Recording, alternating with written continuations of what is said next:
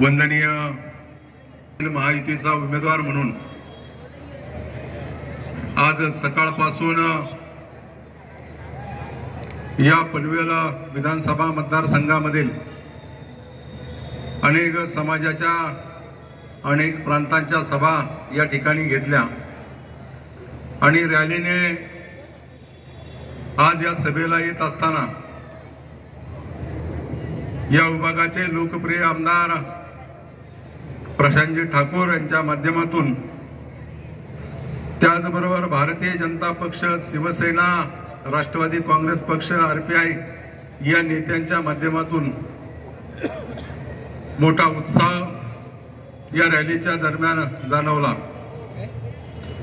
या निमित्तानं उपस्थित असलेले भारतीय जनता पक्षाचे क्लस्टरचे प्रमुख बाळासाहेब पाटील, अविनाशजी, त्याचबरोबर रामदासजी, माळीजी, अतुलजी पाटील, व्यासपीठावर उपस्थित सर्वच मान्यवर, कारण 10 वाजता सभा संपवायची आणि माझ्याकडे फक्त 12 मिनिट आहे।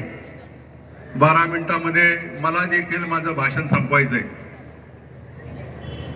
मावळ लोकसभा मतदारसंघातून तिसऱ्यांदा लोकसभेचा उमेदवार म्हणून तुमच्या समोर येत असताना देशामध्ये लोकसभेचा उत्सव प्रामुख्याने या निवडणुकीच्या माध्यमातून साजरा होतोय। गेले अनेक वर्ष सामाजिक जीवनामध्ये काम करत असताना ही भूतपूर्व निवडणूक अतिशय उत्साहाच्या वातावरणामध्ये साजरी होते। कारण आपण पाहिलं असेल, देशाचे पंतप्रधान सन्माननीय नरेंद्र मोदी यांच्या नेतृत्वाखाली निवडणूक होत असताना, या निवडणुकीला सामोरं जात असताना विरोधी पक्षाकडे बोलण्यासारखं, सांगण्यासारखं कुठल्याही प्रकारचं काम नाही। आरोप प्रत्यारोपाच्या पलीकडे त्यांना दाखवण्यासारखं काही नाही।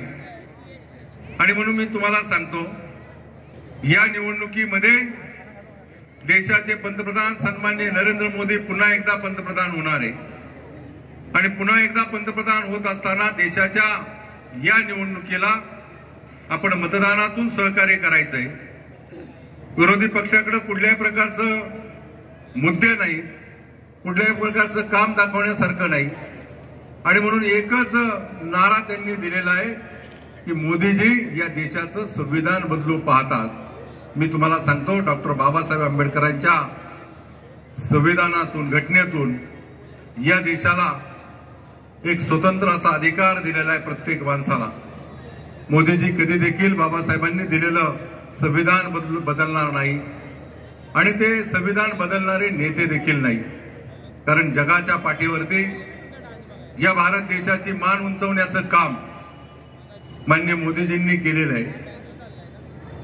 इथून पाठीमागच्या कालावधीमध्ये भारत देशाला जगाच्या पाठीवरती, जगामध्ये एक वेगळं स्थान होतं, परंतु आता मोदीजींच्या नेतृत्वाखाली भारत देश एक सक्षम होतोय, एक आर्थिक देश म्हणून सक्षम होतोय।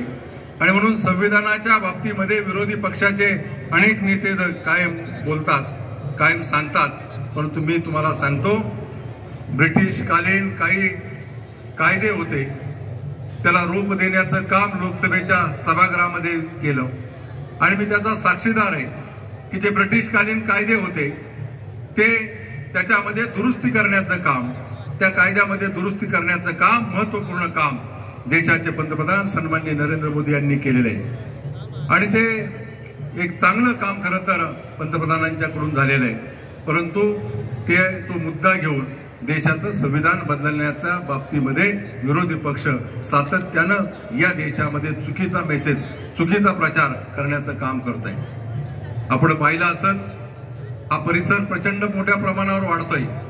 सिडको आणि पनवेल महापालिका यांच्या माध्यमातून या संपूर्ण परिसराला सुविधा देण्याचं काम केलं जात आहे।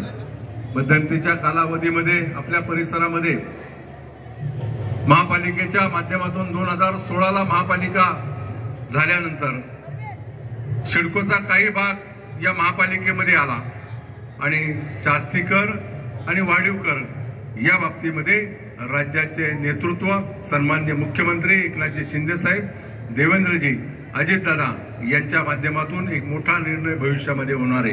कारण या परिसरातील नागरिकांना दिलासा देण्याचं काम या शास्तीकर आणि वाढीव कराच्या बाबतीमध्ये नक्कीच मी तुम्हाला सांगतो. मी स्वतः माननीय आमदार प्रशांतजी ठाकूर साहेब यांच्या माध्यमातून, राज्य सरकारच्या माध्यमातून तो मोठा निर्णय आगामी कालावधीमध्ये घेतला जाणार आहे. केंद्र सरकारच्या माध्यमातून अनेक